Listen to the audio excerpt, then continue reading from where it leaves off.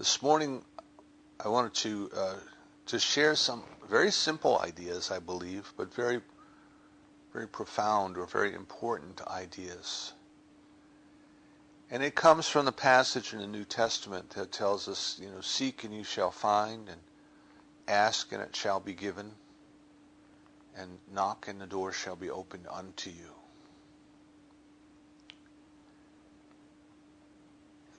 And this is a beautiful part of the New Testament for those who maybe grew up with the New Testament, are familiar with it. These quotes actually come from Matthew 5, 6, and 7, from what is commonly referred to as the Sermon on the Mount. And the Sermon on the Mount, the Bible scholars will tell us, the Sermon on the Mount seems to encapsulate what Jesus actually taught. Now remember, there is what Jesus taught, and then there are many, many teachings about Jesus. But Matthew 5, 6, and 7, which is where we get the Beatitudes, which is where we get the Our Father, where you'll get the lilies of the field, all of these kind of profound quotes are what scholars believe is kind of the summation of the Jesus teaching. And here he tells us that if we seek, we'll find. If we ask, it will be given. And if we knock, the door will be open unto us. And what I take from that, of course, is he's giving us the assurance that each and every one of us has the ability and perhaps the guarantee that we will find that which we are looking for. Our success is assured before we even start. Some of the theologians said that our hearts would not even desire to pray if God had not placed that desire first in our heart. That which we are seeking has caused us to seek. And that's why our success is assured. Meister Eckhart said that God is like a child who's playing hide and seek and clears its throat so that you will find it. It wants us to find it. It gave us the desire to seek. And in these words of the Sermon on the Mount, it is telling us that our success is guaranteed.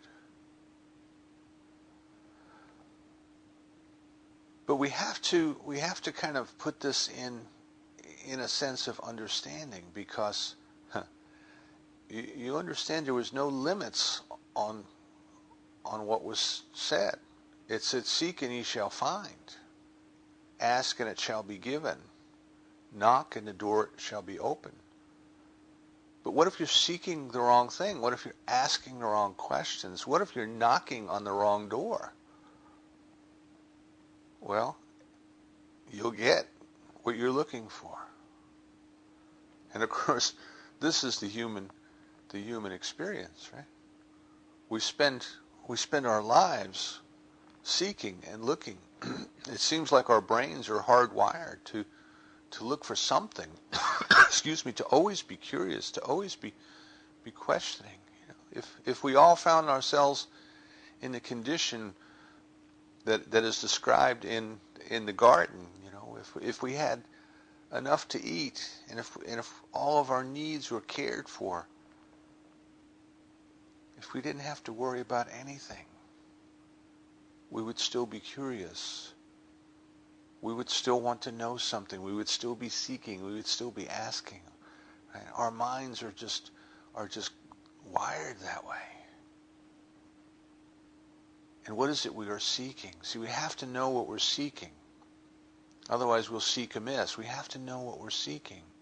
Otherwise we'll spend our life seeking the wrong things, looking in the wrong places. And we will get, because if you seek, you'll find. If you ask, it shall be given. If you knock, the door will be opened. And we can spend eternity going through the wrong doors, asking the wrong questions, seeking the wrong things. So I think we need to kind of put this into a context of, well, yes, if you seek, you'll find. If you knock, the door will be opened. If you ask, it will be given. But you have to know what you're seeking. And then you have to know how to seek. Because we're also told that there's a way in which we should seek. And we have to know where to seek. And we have to know how to accept the answer when the answer comes to us. So that's what we want to talk a little bit about today, just to share these ideas. So I guess the first thing is I would hope that we can agree that we as spiritual beings here on this planet at this time, having this human experience, that we are constantly seeking, we are constantly looking, we are constantly asking, but perhaps not the right questions. But we must recognize that this curiosity, this desire to seek, is something that is a very, very intricate part of our being. And it is something that we did not put there. It is something that the Creator put there so that we would find it. And that is the important thing there. What is it that we are looking for? If you go back to the story of the Garden of Eden, right, Adam and Eve had everything. They had everything you could possibly want. And of course, remember, this is a teaching story. This is mythology. But they wanted to eat the apple. And why did they want to eat the apple? They wanted to eat the apple because they were told. They were told by the serpent, if you eat the apple, you'll be like the gods. So it is this desire for the experience of being like the gods that ultimately led them, even though they had everything that anyone could want, that led them to the apple. See? And what I take from that is that what we are truly seeking, what we are truly after, what the Creator has created us to seek is it. We are looking for God. Whatever our idea of God is, that's what we're looking for.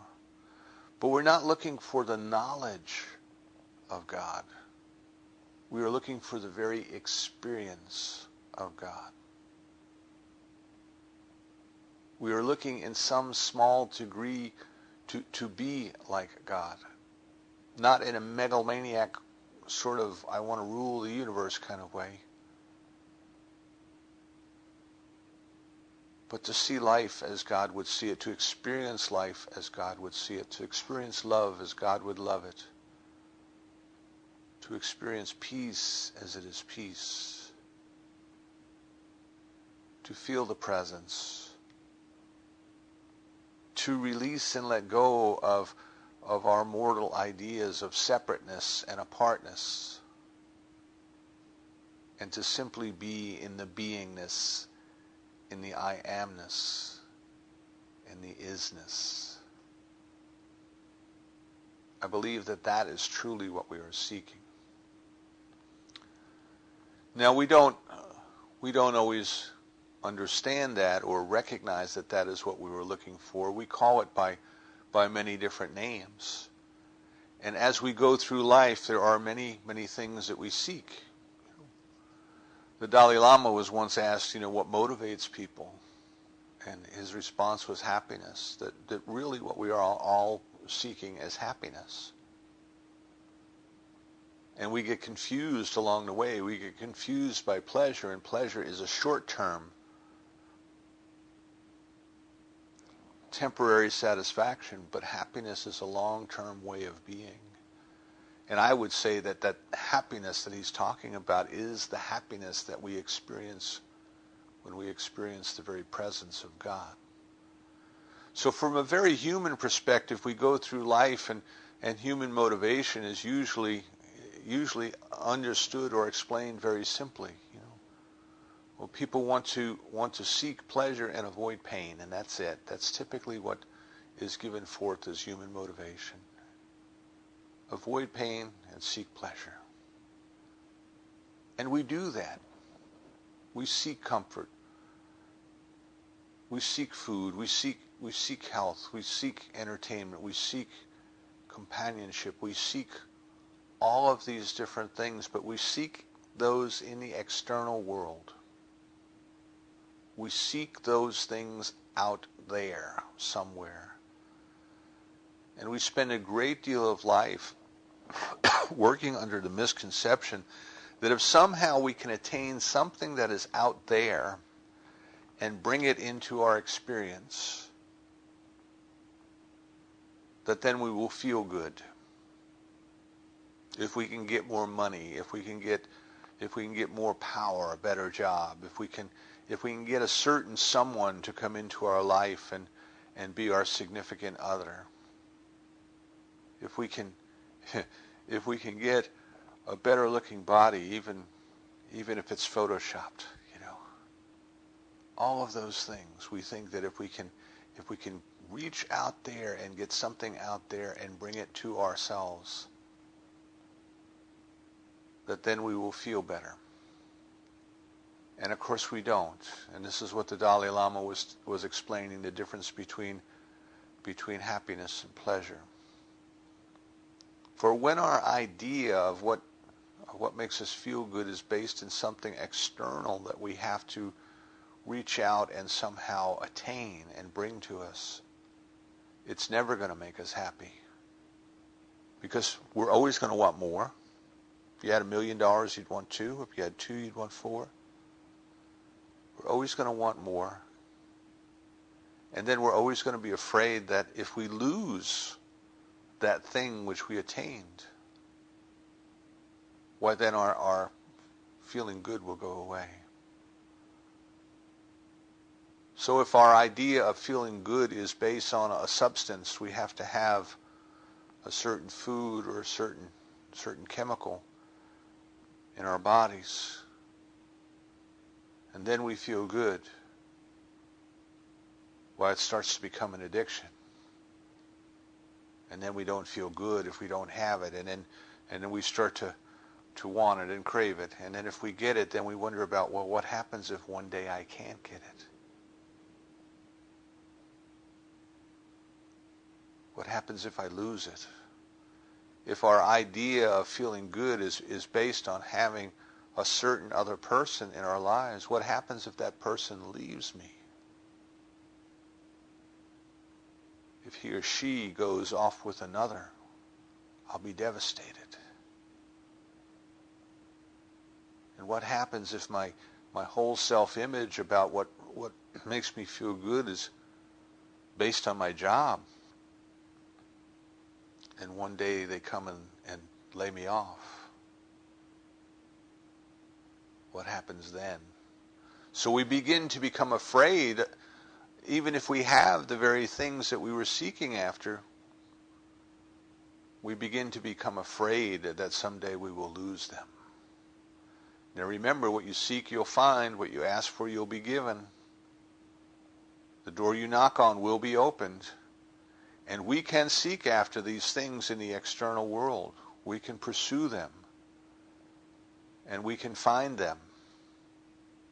And we can experience them. And we can come to the realization that they are empty. That instead of bringing pleasure, they ultimately bring pain. and that there must be something better to seek for. And that's why the Dalai Lama tells us, seek for happiness. Seek for that which truly makes you happy. Seek for that which in the long term brings happiness, not pleasure in the short term and then pain, but that which ultimately brings happiness. And of course, if you accept for yourself the right to be happy, then you must accept for each and every other sentient being the right to be happy. So your happiness does not depend upon your having something that somebody else doesn't have. You can be happy when others have. When others are happy, you can still be happy. Because happiness is not limited. There's not a finite amount of happiness that has to be sliced up like pie and given out. We can all be happy. And when we start to think about what are we really looking for in human terms, we are looking for happiness. We are seeking happiness. In spiritual terms, we are seeking the experience of God, because the experience of God ultimately is what is happiness.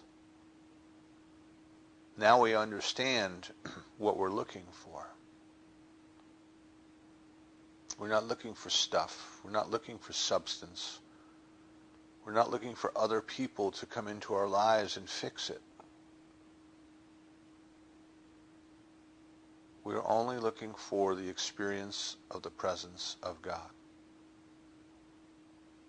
A few weeks ago in a Skype group, we were talking about some of the teachings of the Buddha, and there was a story there about how the Buddha held up a leaf. He was sitting under a tree, and he held up a leaf. He was explaining that there were lots of leaves on the tree, but he was only showing them one.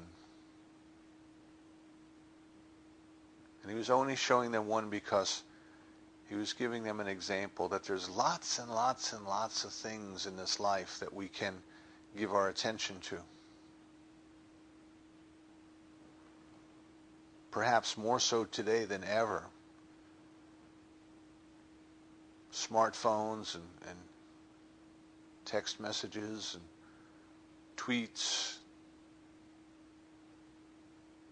24-hour news channels, radios everywhere we go. We have this constant bombardment of information. And of course, the commercial channels, and even the free channels, even the things that you read on Facebook or Twitter, they try to get your attention by being sensational. And this is nothing new. This has been going on for a long time, but we have exponentially more of it now, more accessibility to it now than we have ever had before. So the Buddha showed them one leaf and said, there's so much more out there that you could pay attention to. There's so many more leaves, but I'm showing you one because I want you to focus on what's important. So he said he didn't talk to them about politics. He didn't talk to them about all of the different things that they could get their conversation and their attention and their seeking caught up in. But he spoke to them about the most important thing: the cessation of suffering, the moving away from the empty cycle of constantly seeking pleasure only to bring ourselves pain, and moving to a place that is before that in consciousness, beyond that in consciousness, to a place of simply being, a place of the I amness. So we understand that what we are seeking is this stillness, this beingness, this I amness, this experience of the presence of God that manifests in our mortal lives as happiness. And now we must know where to seek it. Where do we go to look for it? We know that we're promised that if we seek it, we'll find it, but where do we go? Where are we looking? Is it out there? Or is it already here? Is it already present? And the answer to that is we must seek it within. Dr. Holmes tells us the only thing we have to work with is our own consciousness, and we must seek it in our consciousness. Not out there. Not in the external events of the world. Not in another book, another seminar. For we can get addicted to studying. It's not out there. It's not in another teacher or another guru. For all they can do is help us to go within and find it. But it is right here where we are. It has created us out of itself. It is omnipresence, everywhere present. And not just some of God is present where we are, but all of God is present where we are. And since we are part of it, we too are omnipresence. Perhaps we just don't realize it yet. But we must be, because we are made according to its nature, in its image, in its likeness.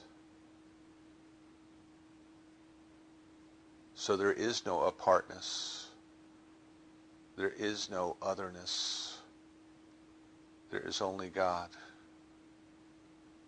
And as we enter into that awareness, into that consciousness of the experience of the presence of God, we find it in the only place we can possibly look, within.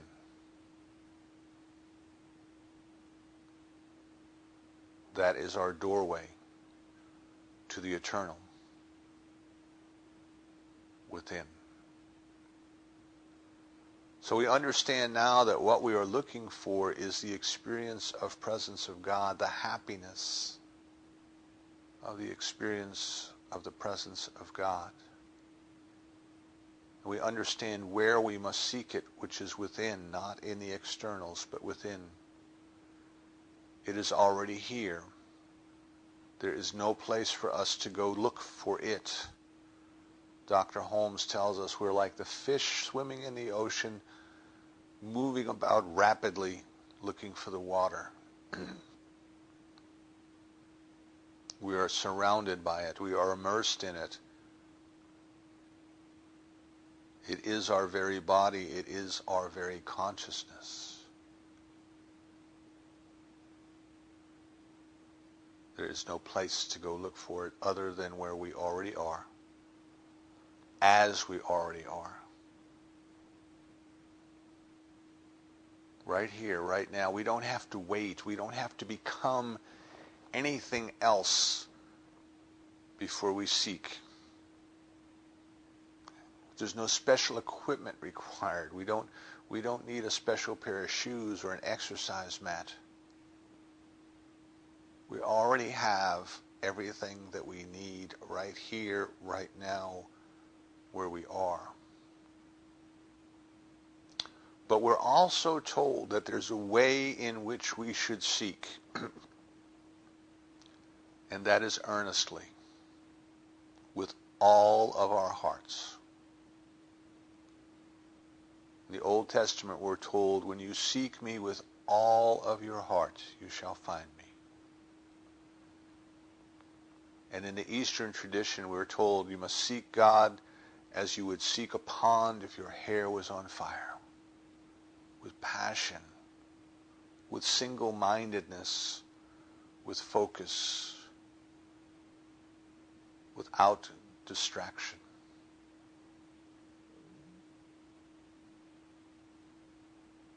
There's only one thing that we are truly seeking, whether we call it health, excuse me, health, whether we call it wealth, whether we call it love, whether we call it fulfilling activity. What we are seeking is the experience of the presence of God and the activity of God in our lives. And it manifests itself as perfect health. It manifests itself as perfect supply. It manifests itself as loving relationships and fulfilling employment and all of those other mortal things that we thought we were seeking. Those are the things that are added onto us when we seek first the kingdom, the experience, and the presence. So we must bring ourselves to a single-mindedness that this is what we are seeking, and we must bring ourselves to seek with all of our heart. There's nothing else. There's nothing else worth having.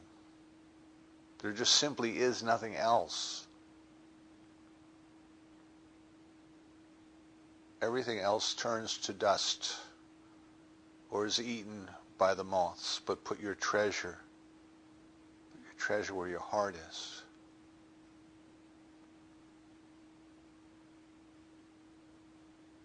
Seek God with all of your heart, and you will find. Ask for the experience with all of your heart, and it will be given. Knock on the door, and it shall be opened. And the last part of this then, so we know what it is that we're looking for. We know where it is that we are going to look. We know how we're going to look with complete devotion, with complete passion, with single-mindedness of purpose. And now we must recognize how to listen. Have you ever met someone, and I guess it's a rhetorical question because we all have. You ever met someone who asks a question, but they just won't be quiet long enough to hear the answer? As soon as they ask one question, they just start blabbing away, and then they ask another question, and they start blabbing away, and they ask another question. And after a while, you come to realize that maybe they didn't want an answer anyway. They just wanted to hear themselves ask the question. And we're like that. That is part of human nature. It's easy to look at others and say, yeah, I know somebody like that. But it's a little bit more difficult to look in the mirror and say, yeah, I know somebody like that. But what we must do is we must understand that if and when we seek and ask and knock, we must expect the answer. And we must be prepared to receive the answer in the manner which it comes to us. And that manner is through the heart. Ernest Holmes tells us that when God speaks the language of the heart. And so many times we're listening with our head. We are trying to figure it out logically and rationally and reasonably. And we've got this monkey chatter going on in our mind that we're just like the person who asked a question and won't shut up long enough to get the answer. So we have to quiet our mind.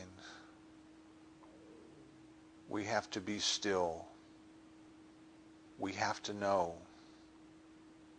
And we have to allow ourselves to feel the language of the heart.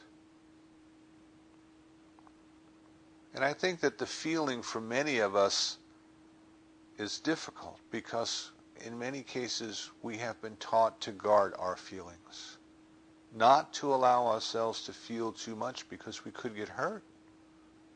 You know, if you give your heart to someone and they step on it, it's going to hurt. So don't give your feelings away. Guard your feelings. We're also bombarded with sensationalism that is designed to tug at our feelings. You know, if you watch the news, so much of it now, instead of telling us what's going on, they're sticking a microphone in somebody's face and saying, well, how do you feel about that? How do you feel? And what they're trying to do is they're trying to evoke our feelings, to manipulate our feelings. And we have learned to put up walls around that. Of course, the biggest wall is just the on-off button. But we've learned to put up walls around that. We see these images of horrific sights all around the world, and it's hard to let ourselves to really feel what we want to feel because our emotions are being manipulated. But we have to learn to allow ourselves to feel when God is speaking to us through the language of our heart. Dr. Dennis Merritt Jones, one year we were out at Asilomar and he was giving a talk and he raised his hand and he said, "Now I want everybody to raise your hand if you have a special place in your home for cleaning your body, for washing your body, a shower, a bathtub, something like that. Does anybody here have something like that in their home?" And of course everybody in the audience raised their hand. He said, "Good, good, good." And he put his hand back up. He says, "Now," he says, "I'd like you to raise your hand if you have a special place in your home for cleaning your mind, for meditation, and for prayer." And a few people raised their hand. And Dr. Jones says, which is more important? Which is more important, dealing with the externals or dealing with the internals? So what we want to do, what we want to recognize then is that what we are seeking is only to be found within, and we must go within. As Jesus said, you must go within your prayer closet and shut the door. You must exclude the outside world. The Buddha held up the one leaf and said, don't pay attention to all these other distractions, but get yourself single-minded and pay attention to what is important right here and right now for your spiritual growth. Seek the presence of God. Let happiness be your guide. Seek it the only place you'll find it, which is within. Seek it with your whole heart, with your whole soul, with your whole mind, with your whole body, with a single-mindedness of purpose where everything about you is crying out for the experience of God. And create a special sacred place, whether it be in your home or in your yard or in a park, but create a special sacred place in your consciousness where you will be still and you will know. And you will listen and you will allow yourself to feel. You will allow the love of God to touch your heart,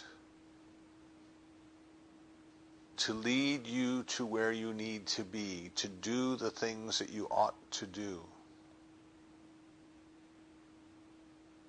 to accept the answers that are given in response to your seeking, your asking, your knocking.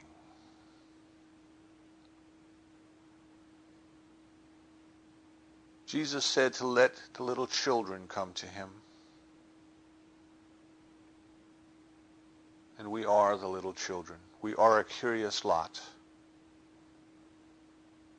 There is that within us which loves to dance and to play and to sing and to explore and to delight in what we find and to share it with our friends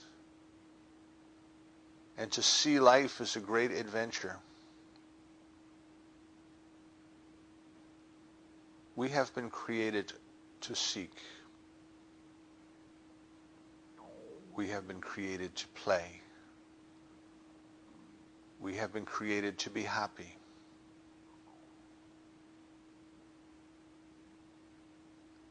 We now know what we're looking for. We know where to look for it. We know how to look for it. and we know how to accept our answers, and we do it joyfully, as the children would.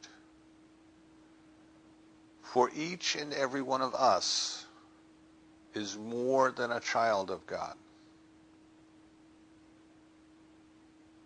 We are the very love of God expressing itself as us. In our very essence, in our very nature, we are made of God's stuff. The consciousness that we are is God's consciousness, disguising itself as us. The bodies that we use is the very stuff and substance of the universe, which is the body of God,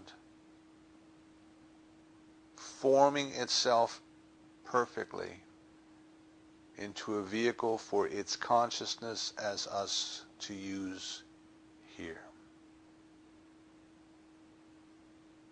In that regard, we are like the gods because we are of the gods. I invite you then to take time this week to contemplate what you're seeking, where you're seeking it, how you're seeking it, and how you're listening for the answers. And rest assured that that which you are seeking you will find.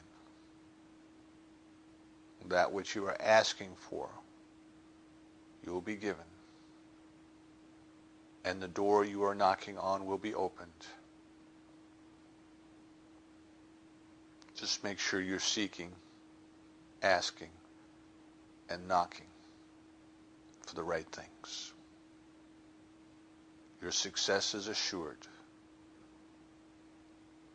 That which you are seeking is seeking you. That which created you to seek it. Let's focus on the journey. And so it is.